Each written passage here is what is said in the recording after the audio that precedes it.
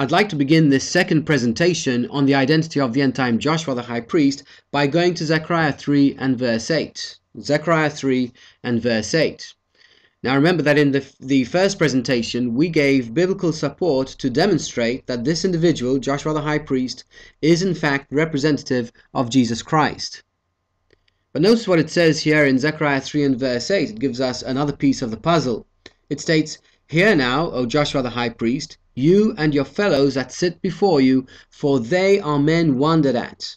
For behold, I will bring forth my servant the branch."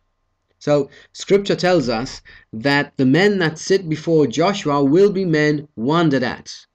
And that word wondered in Zechariah 3 and verse 8 is 415 in Strong's, and it literally means miracles, signs and wonders.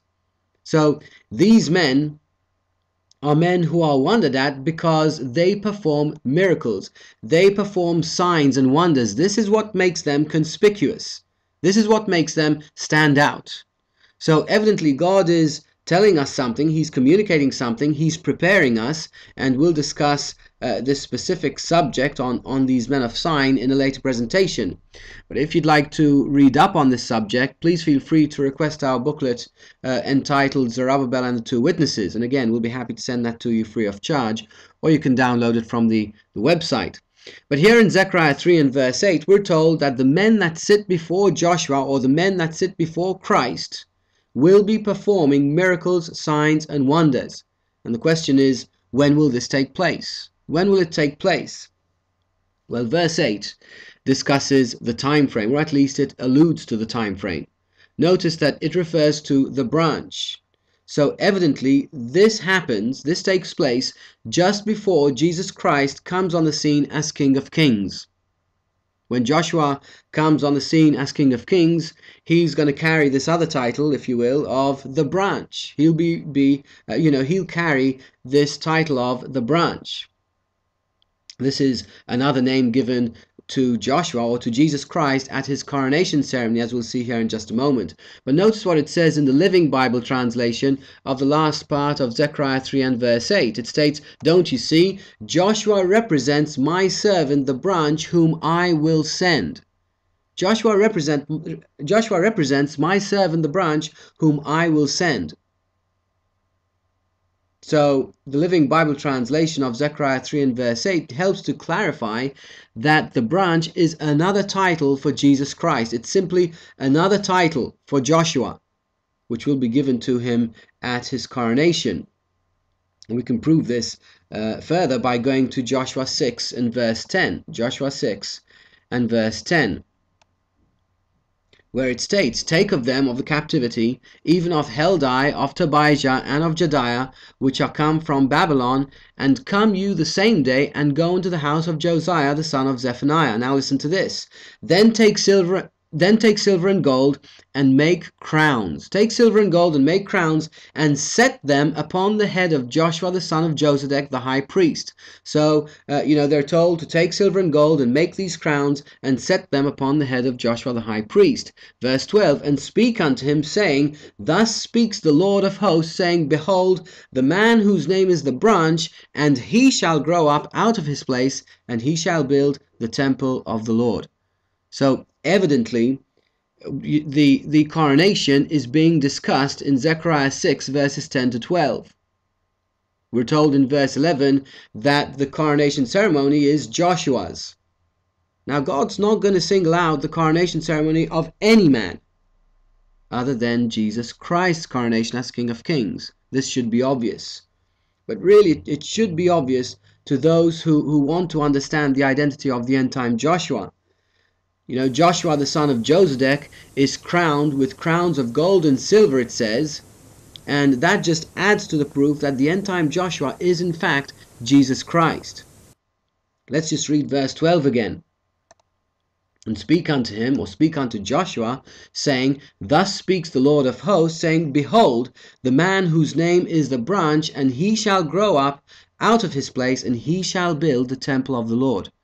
So again, here we see that while the crowns are being lowered onto Joshua's head, God is confirming that Joshua the high priest, or that Jesus Christ, is in fact the branch. and he shall grow out of his place, and he's the one that builds the temple of the Lord. He is the one assigned that responsibility. So we need to ask ourselves, who else is assigned the responsibility to build the spiritual temple? Who else, other than Jesus Christ, is assigned the responsibility to build the church? And of course, we know that it's Jesus Christ. It states that, all over the New Testament. And we can also see it in Matthew 16 and verse 18. So the branch is simply a title which Joshua, or which Christ, receives at his coronation. And he is the one who will build the temple. He is the one who builds the temple, something only Christ has been commissioned to do. Verse 13. Even he, Joshua, or the branch, or Christ, even he shall build the temple of the Lord, and he shall bear the glory, and shall sit and rule upon his throne, and he shall be a priest upon his throne. Again, only Christ can bear this kind of glory. Only Christ can build the temple of the Lord. So, anybody who truly wants to be honest can easily see that Zechariah 6 verses 10 to 13 are speaking about Jesus Christ. They're referring to Joshua the high priest. They're referring to the branch, or Jesus Christ, the same individual being spoken of.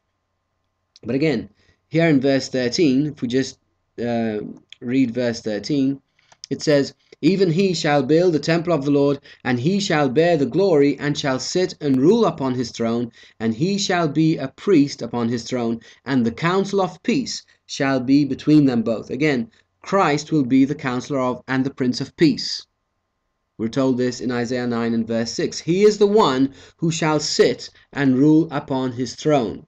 But I think the main thing, again, to see is that here in Zechariah 6 verses 10 to 13, it's evident, it's very clear that God is speaking about Joshua the high priest in the same context as he does Jesus Christ. They're one and the same.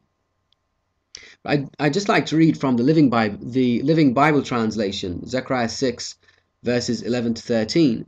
And in the Living Bible translation it states this. It says, then put the crown on the head of Joshua son of Josedek, the high priest. Tell him that the Lord Almighty says, you represent the man who will come, whose name is the branch. He will grow up from himself, and will build the temple of the Lord. To him belongs the royal title. He will rule both as king and as priest, with perfect harmony between the two. So again, this is irrefutable proof that the end-time Joshua is representative of Jesus Christ and no one else. And again, that the branch is another title for Jesus Christ, which will be given to him at his coronation ceremony.